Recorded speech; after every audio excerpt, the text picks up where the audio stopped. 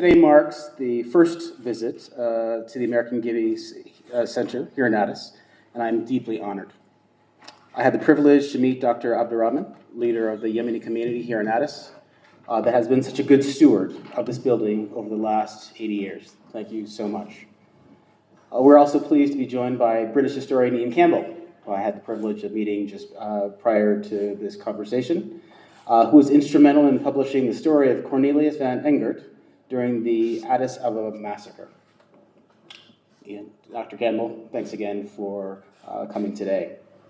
I'm heartened by the former American Legation building's long-standing role as a school for the Yemeni children here in Ethiopia for these many years. While there is still work to be done, as you can all see, it's good to see the renovations completed by our embassy last year have addressed some of the building's most pressing needs.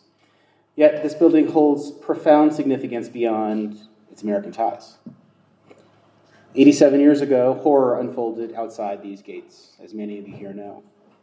In 1937, rampaging fascists massacred nearly 20,000 Ethiopians over the course of 3 horrible days, in a tragic event known as Ethiopia 12 massacre. Thousands of Ethiopians were targeted not for any evidence, not after any due process. At that time, my predecessor, many times removed, U.S. Charge d'Affaires Cornelius van Engert, bravely sheltered behind these walls nearly 750 Ethiopians from almost certain death. I'm incredibly proud and humbled by the actions of Charge d'Affaires van Engert and hope to carry forward his respect for the human right to life, dignity, and respect. Regrettably, many people across Ethiopia and across the globe continue to face the same fear that Ethiopians did 87 years ago here. Bandits, armed groups, and at times government security forces act with impunity in carrying out violations of these very same rights to life, dignity, and respect, reflecting a disregard for due process and the rule of law.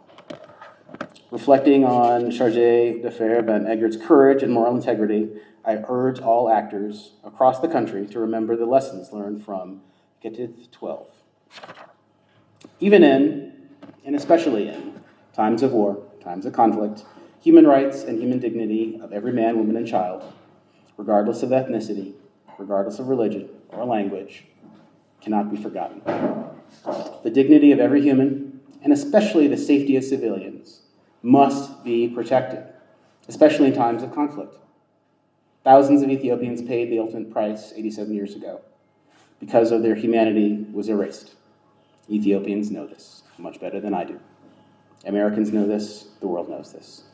Today, Ethiopia faces internal strife, and every country has a legitimate right to defend itself. But how a country defends itself reveals its character and will undoubtedly determine the course of future conflict and, more importantly, social cohesion today and going forward. Moreover, as armed actors continue to pursue political objectives through violence rather than dialogue, conditions remain ripe for abuse. Those conditions in which armed groups are attempting to achieve political aims through violence and the government's actions to oppose those efforts have an undeniable effect on political space. My country has experience with this.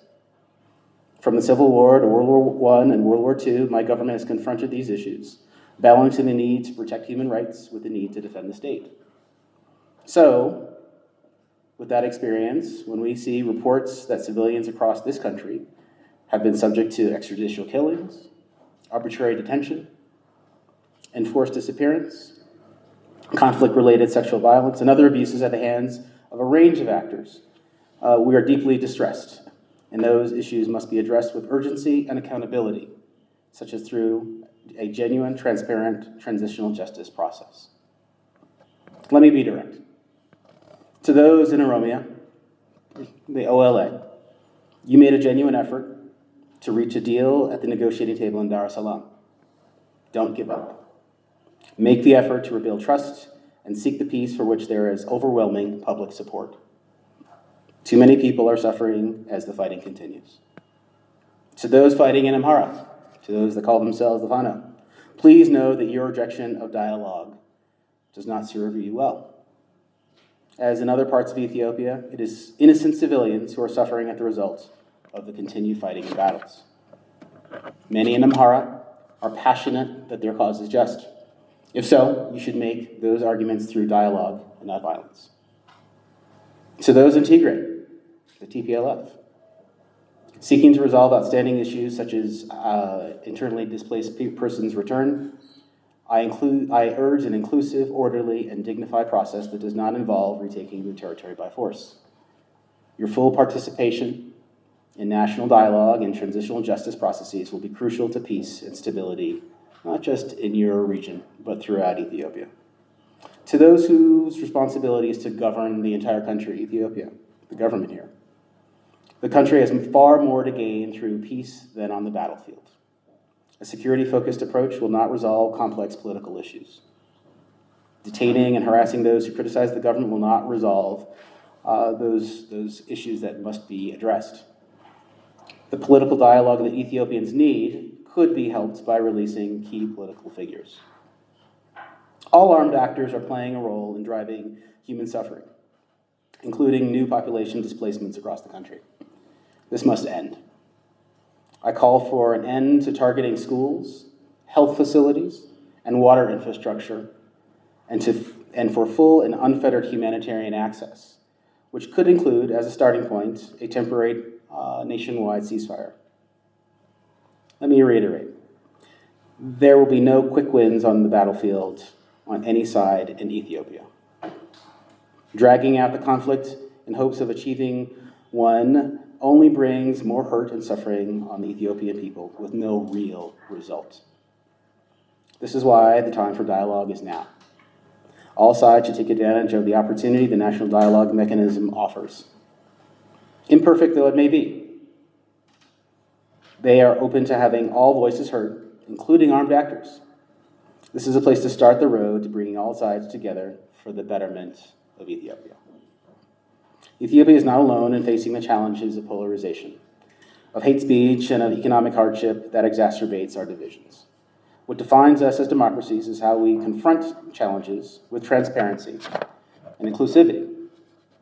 This is why a real, inclusive national dialogue, without conditions, is essential for Ethiopia.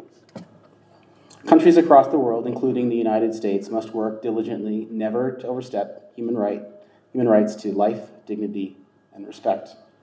Throughout our history, the United States has confronted immense social upheavals as we reconciled our own errors of the past and present. We have faced criticism for having double standards and continue to do so today, including in Gaza. The United States is working every day to bring about a ceasefire and, hopefully, a permanent end to the conflict in that region. It's not an easy process, but we're not turning away from that challenge because it's difficult. Many of you are aware of student protests relating to the situation in Gaza across the United States and in many countries outside the United States. These are emotive issues as governments are challenged to respond appropriately. Responses from authorities have strived to balance the right to free speech with the right to access to education.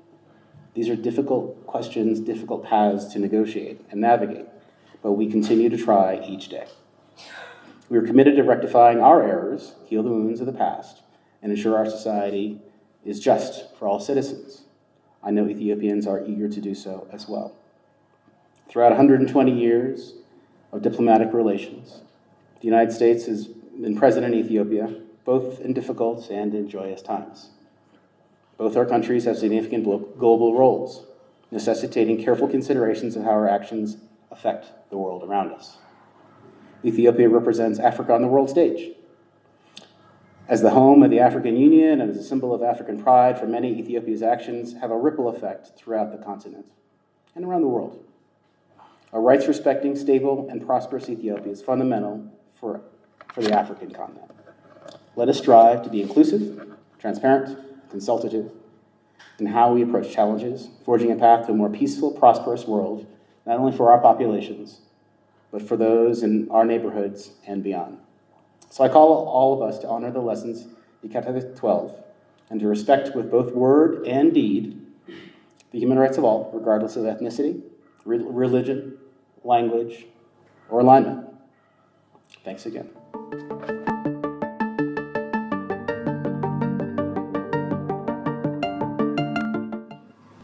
I don't think this is a matter for the United States to have faith in institutions or to create institutions.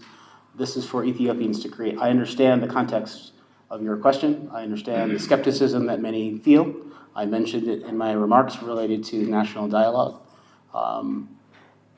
But together, Ethiopians can make the institutions and the path forward that they need. No Ethiopian, I consider to be a passive bystander watching political questions be decided. Everyone has a voice, everyone has a role. It's up to everyone to make those institutions better. We are looking at and evaluating the new transitional justice documents that have been seen in very, very recently. Some of those are encouraging. We continue to look at that very, very closely. The international community has a great deal of history in helping countries such as Ethiopia address transitional justice. Your question about transitional justice in the midst of conflict is a very good one. I don't know if Ethiopia has a choice. Transitional justice must be approached, must be planned for, even as the current conflicts are addressed at the same time. There's no perfection here. On national dialogue, I fully understand some of the skepticism that many feel. At the same time, the National Dialogue Commission has said all are welcome. I urge, again, all to come forward and to test that proposition. Test the proposition. Strive for peace. Reach your hand out to your fellow Ethiopians to find peace.